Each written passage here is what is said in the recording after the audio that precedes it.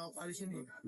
Yung gabing ano, yung gabi, bagong plate ko. Umiyak po siya. Bago niya ako alisin niya. Tapos sabi niya, nung ako'y natinda, sabi niya sa akin, Daddy, huwag ka na umalis, harin ko na ako sa school. Kaso yun na, doon na po sa may ate. Yung pala, sa orin mo sa mga... Sir, pakikwento sa amin, nakapasok na po ba kayo ng loob ng NAIA bago po mangyari ang aksidente? Ako, nakapasok ako. Ano yung sir nalaman? Ngayon ano po, may pumalapag.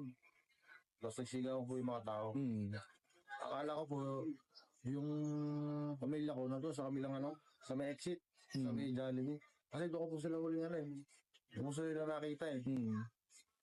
Kasat ko po siya. Ang oras na yun. Kaya po pala hindi siya nagre-reply.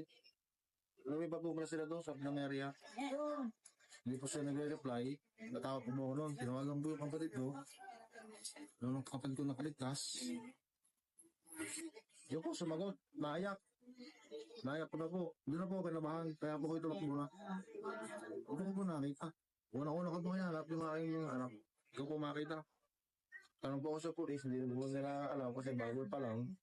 Pagtingin ko po doon sa, ano, ilalim ng, ano, kaya nandun po ako, pakandun sa, ano po, sakit.